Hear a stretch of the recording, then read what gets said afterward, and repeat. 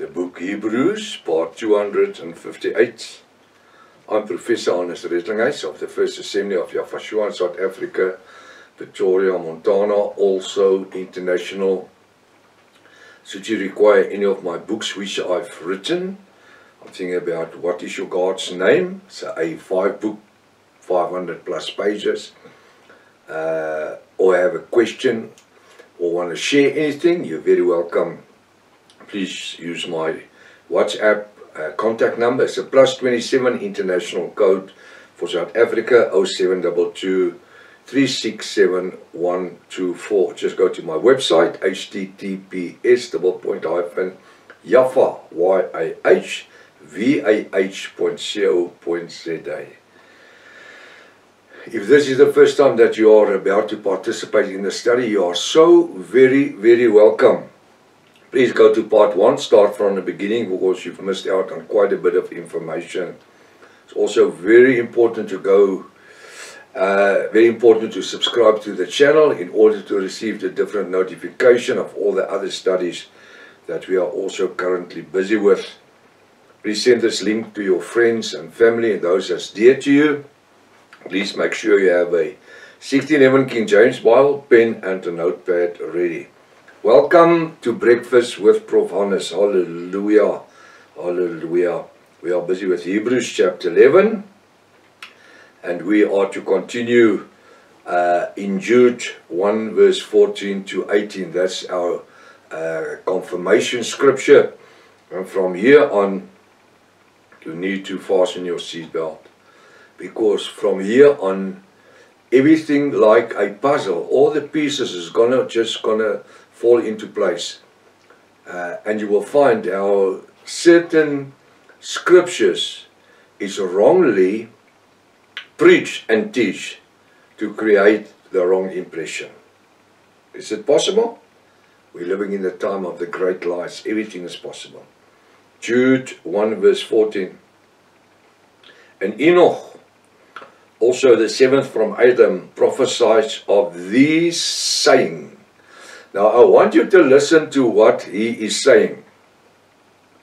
Now this, I just want to say, the book Jude is the last book before the book Revelation in the Bible. It's the second last book. Thereafter we have the book Revelation. Now what I want us to hear what he says is things which is impossible that Enoch could have said it in his time when he was alive. And Enoch, also the 7th from Adam, he was the 7th generation, prophesied of these things saying, behold, it says in 1611, the Lord, L-O-R-D with one capital L, not even all Lord, all capital letters, cometh with 10,000 of his saints. Now that his is a small h, it must be a capital H if it refers to Yafashua, because the Lord is not God or Yafa, because Yafa is not coming with his saints, it is Yafashua, the bridegroom is coming with the saints. And that only happens in Revelation 19 verse 7 to 11, when he comes for 1/3 of Israel, the remnant, for them to be harpachu, raptured, where before 7 years and 105 days, Yafashua has appeared with the angels, not saints. Angels was never saints. Angels, he came with him with the clouds. When the bride of Yafashua, at the end of Revelation 3:22, where Parosha, the Greek is Parosha, been drawn away, the Parosha for the bride. And then we found that just on that moment, the Great Tribulation started to occur. So this is impossible for Adam, for Enoch to have said. I was just going to read. And Enoch, also the 7th from Adam, prophesies of these things. Behold. Now how would he have known? Behold, the Lord, or Yafa Almighty, cometh with 10,000 of his saints. This is totally untrue. It's unscriptural in terms of for Enoch to have said it, which was the 7th generation after Adam. First, who's the saints? Who's the angels? Is the angels the bride of Yahushua? Or is the saints the bride of Yahushua? I want you to answer me. Angels were never called bride. The Bible says that in Hebrews 7 verse 14, I think it is, it says that angels is messengers. They were spoken as the earth was spoken, and the sun and the moon and the stars. So were angels spoken. They are messengers from Yahweh unto the people. And they carry swords with fire. So it's not a bride. Because when you speak about the saints, if you go and read Revelation 19 verse 7 to 11, you can read the whole Revelation 19. But there between verse 7 and verse 11, the multitude of saints on white horses, coming with Yahushua when he comes on his white horse, with the sword, not in his hand to make war, but the sword is in his mouth. So with him comes the saints. Who's the saints? They were those that were Perosha at the coming, were drawn away. Now 7 years and 105 days later, they are coming with, the saints is coming with Yahushua when he's going to set his foot on Mount Olive. And that's where Mount Olive will split in two, and the valley of Ebigiddon will become visible. So what happens now? We must understand that the angels is not saints and the saints is not angels. So the way it's been written here in this scripture in Jude, trying to confirm what Apostle Paul has said. No, it's impossible. Because in between them all is an obstacle. And that obstacle is Genesis chapter 5. I think it's verse 14. Well, we've dealt with already. Genesis chapter 5. Which just says, and Enoch was no more. Meaning that he died. So now we have Jude that says, and Enoch also the 7th of Adam prophesies of these things, saying, behold, Yahweh Almighty cometh of, well, he says the Lord. Now when he says the Lord, we understand today through the revelation word that sometimes the Lord in the 1611 refers to Yahushua, and other times it refers to the Father. Sometimes to the Son and other times to the Father. And we need to use our knowledge that Yahweh has given us through the Ruach HaKodesh, opening his word, to understand who's speaking. So when I look at saints, he cometh with 10,000s of his saints. He doesn't say 10,000, he said 10,000s. There's an S on the end. Uncountable. Now why is the bride of Yahushua uncountable? Because Yahweh made a promise unto Father Abraham. He says, and your seed, your offsprings, will be from the seed Yahushua. And they will be as many as the stars in heaven and the sand on the sea. It's not Israel, the nation, is going to be that large. It is the bride in the last 2,000 years, uncountable. And even this day today, new seed is added unto the prophecy of Abram. From the seed, the one seed, which will be the seed of Judah, which will become Yahushua. Hallelujah. For the Lord Yahushua cometh with 10,000s of angels. That we now understand. Now I say this is totally untrue or unscriptural. Say who's the saints? Now we understand who's the saint. The saints can't be angels and the angels can't be saints. Or are they the bride of Yahushua? Yes, 100%. We understand that the bride of Yahushua is called saints. Jude 1 verse 15.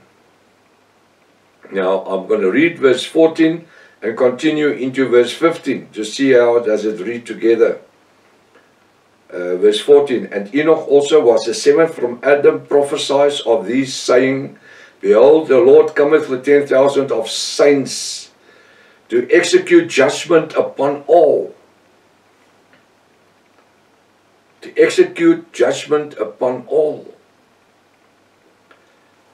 Now when I read about judgment, it immediately draws my attention to Revelation 20, Revelation verse 20, where Israel is going through the great tribulation. 1/3 of Israel is going to be saved, the remnant of Israel. Revelation 20 verse 7. Revelation 20, then we have the battle of Armageddon. Well, Revelation 20 verse 7 to 11. Then we have the battle of Armageddon. Revelation 20 verse 11, where Revelation 20 verse 8, where Yahweh just speaks a word, and the fire just falls from heaven and dissolves the whole earth. Revelation 20 verse 8, the white throne judgment. Now, to execute judgments upon all. First of all, the judgment is not upon all, because the bride doesn't go through any judgment. I've explained before, if we are holy enough, living in holiness, living in a close relationship with Yahweh through the Ruach HaKodesh, teachings and guidance, then the moment that the coming of Yahweh is going to appear, it's going to occur, we will be changed from earthly into a heavenly body, going to meet him up in the air. That's at the parosha, the coming of Yahweh.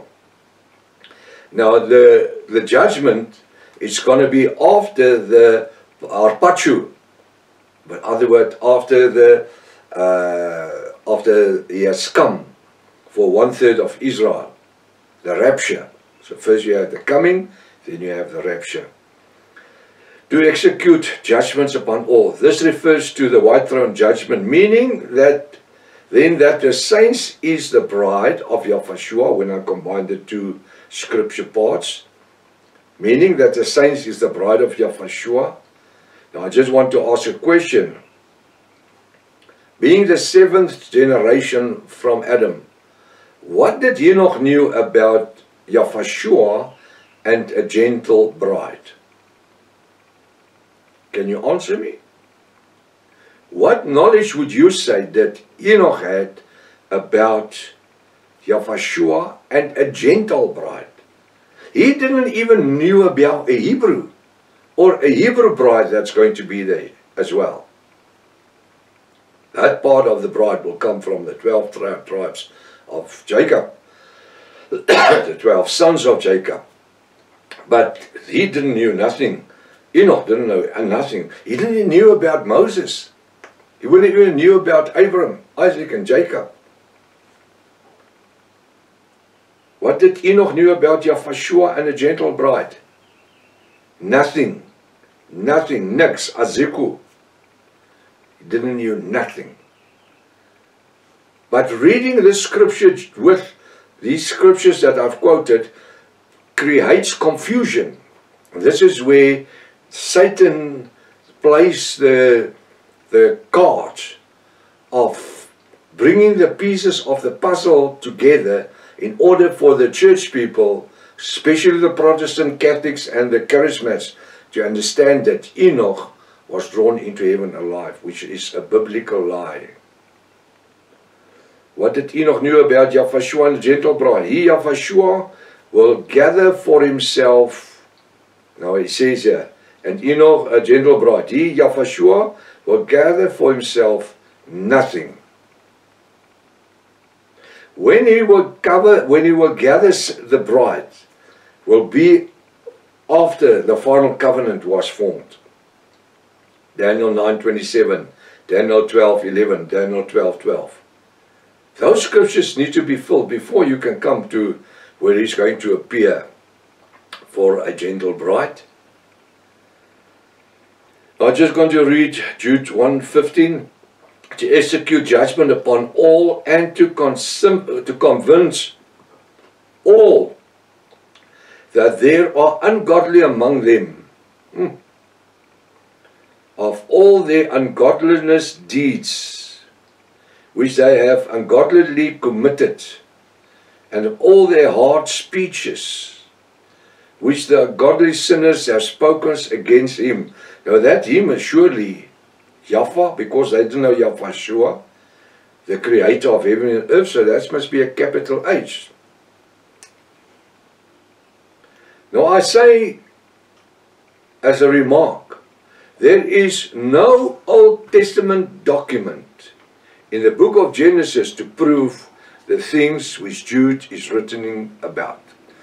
There is no evidence to confirm what the prophet Jude has said. Now what are we going to do, or the apostle Jude has said? So what we're going to do, because of the lack of time, I'm going to stop right here. Tomorrow morning we will start with this immediately, if His Father's will. Maranatha, Yahweh is coming back again. Hallelujah.